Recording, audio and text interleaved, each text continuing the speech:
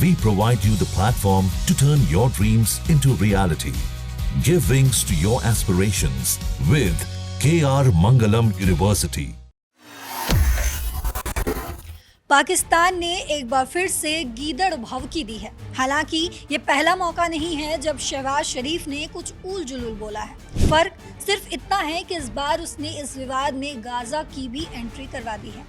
लेकिन दिलचस्प बात यह है कि गाजा की एंट्री भी ऐसे मौके पर हुई जब शहबाज शरीफ का एक सबसे बड़ा कबूलनामा सामने आया है। तो उसने क्या कुछ कहा है और उनके जो फील्ड मार्शल हैं उसने भी इस पर बहुत बड़ी बात कही है। क्या कुछ कहा है दोनों ने, ये आपको शेखर सर जुड़े हैं न्यूज़ रूम से, वो बताएंगे। सर क्या पूरी डिटेल और क्या बड़ी बात है? देखिए, फील्ड मार्शल उनके नए बने हैं असीम मुनीर जो हैं, उनको साथ में लेकर अलग अलग देशों की यात्रा पर इन दिनों शहबाज शरीफ हैं, जिसमें एक तुर्की है, एक ईरान है और एक अजरबैजान है। अलग अलग देशों में जाकर वो अपनी बहादुरी के किस्से बताने की कोशिश कर रहे हैं, लेकिन कई मौक़ों पर वो खुद ही कुछ ऐसा बोल जाते हैं जिसका सोशल मीडिया पर न सिर्फ वो ट्रोल हो जाते हैं बल्कि वो वायरल भी हो रहे हैं। अब इसी कड़ी में उनके अलग अलग दो देश हैं जहाँ पर उन्होंने जाकर बयान दिए।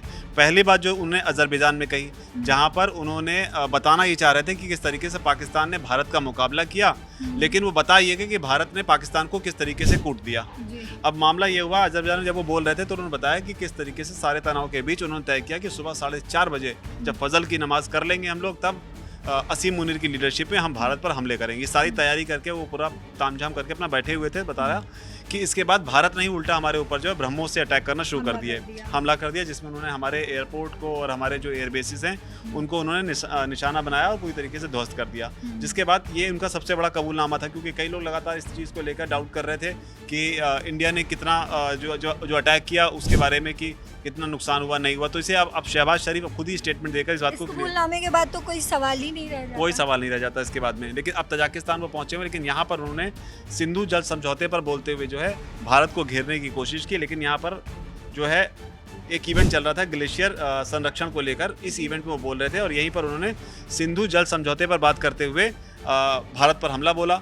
जो उन्होंने हमला बोला उसमें उन्होंने इसका कंपैरिजन जो है वो कहीं ना कहीं गाजा से कर दिया है। उनका बयान हूबहू क्या वो बता देते हैं। उन्होंने कहा कि सिंधु बेसिन के पानी के बंटवारे को नियंत्रित करने वाली जो हमारी सिंधु जल संधि है उसको रद्द रखने का जो भारत ने फैसला लिया है, एक तरफा जो फैसला लिया है, वो अवैध है और निर्णय जो है वो बहुत ही खेदजनक है। तो ये उन्होंने कहा। उसके अलावा उन्होंने ये भी कहा कि संकीर्ण राजनीतिक लाभ के लिए, वो कह रहे हैं संकीर्ण राजनीतिक लाभ के लिए लाखों लोगों की जान को बंधक नहीं बनाया जाना चाहिए। पाकिस्तान जो है, साथ ही वो गीदड़ भभकी दे रहे हैं कि पाकिस्तान ऐसा होने नहीं देगा। हम कभी भी लाल रेखा को, यानी पाकिस्तान कह रहा है कि वो कभी भी लाल रेखा को, रेड लाइन को जो है उसे क्रॉस नहीं होने देगा। तो ये लेटेस्ट बयान जो है वो शहबाज शरीफ का। साथ ही वो ये भी कह रहे हैं, हालांकि इस सारी बात कहते समय वो ये नहीं बता रहे हैं कि भारत ने 1960 की जो संधि है, सिंधु जल समझौता जो, उसको रद्द क्यों किया है। यानी पाकिस्तान जो आतंकवाद को लेकर जिस तरह का स्टैंड लिया हुआ है वो बात नहीं बोल रहे हैं, वो अपनी बात हर बार बोल रहे हैं। आगे वो कह रहे हैं गाजा में पारंपरिक हथियारों के इस्तेमाल से जो ताज़ा जख्म पैदा हुए हैं, यानी कि गाजा में जो सिचुएशन बनी हुई है वहाँ पर जो जख्म पैदा हुए हैं उसको पूरी दुनिया देख रही है, ये शहबाज शरीफ बोल रहे हैं। साथ ही वो कहते हैं लगता है कि ये काफ़ी नहीं था कि अब हम पानी को भी अपना एक हथियार बना रहे हैं, और जिस तरह से हम पानी को अपना हथियार बना रहे हैं वो एक निचले स्तर का एक अटेम्प्ट है। तो ये शहबाज शरीफ जो हैं वो कह रहे हैं इस देश में जाकर, तजाकिस्तान में जाकर। हालांकि ये पहला मौका नहीं कि इस मामले पर ये शहबाज शरीफ बोल रहा हूँ। इससे पहले जो है थोड़ी देर पहले उनका बयान आया था असीम मुनीर का, जो फील्ड मार्शल नए बनाए गए हैं। उन्होंने ये कहा था कि ये पानी जो है पाकिस्तान के लोगों का हक है। ऐसे में पाकिस्तानी सेना जो है वो 24 करोड़ जो पाकिस्तान में लोग रह रहे हैं, इस बुनियादी अधिकार पर वो कोई समझौता नहीं होने देंगे, क्योंकि वो ही कह रहे हैं कि अगर ऐसा होता है तो ये कहीं ना कहीं भारत के आधिपत्य को स्वीकार करने जैसा होगा। ये बात उन्होंने कही है। तो मोटे तौर पर इसमें अपडेट यही है कि किस तरीके से वो अब सिंधु जल समझौता जो है और इससे जो इफेक्ट होगा उसको वो गाजा से जोड़कर देख रहे हैं। कि अगर इसको बहुत आसान भाषा में कहें तो ये है कि शहबाज शरीफ को भी डर सता रहा है कि पाकिस्तान की हालत भी गाजा जैसे हो जाएंगे, भारत उसे बर्बाद कर देगा। तो ये एक तरफ हम देख रहे हैं कि पाकिस्तान में सारी जो जितना भी रायता फैलता है वो समेटने की कोशिश करते हैं, और जैसे ही शहबाज शरीफ सामने आते हैं वो सारे रायते को फिर से फैला देते हैं। देखिए, सारा रायता उनको समेटना फैलाना इसी बात पे डिपेंड है कि भारत सिंधु जल समझौते पर क्या स्टैंड लेता है, क्योंकि सीज फायर तो हो गया है, दोनों देश जो हैं वो एक जगह अपनी अपनी जगह पर हैं। लेकिन इसमें सारा मैटर ये है जिसमें लगातार शहबाज शरीफ जो है वो अपील कर रहे हैं भारत सरकार से कि आप हमसे बात कर लीजिए, ना हमसे बात करिए, आप चाहे तो न्यूट्रल वेन्यू पे चलकर हमसे बात कर लीजिए, लेकिन सिंधु जल समझौता जो है उसके ऊपर कुछ चर्चा होनी चाहिए।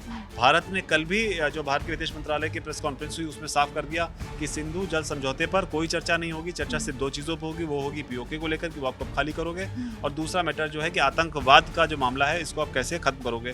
टॉक और टेरर दोनों एक साथ जो है अब नहीं चलेंगे, उसको लेकर भारत पूरी तरीके से अडिग है।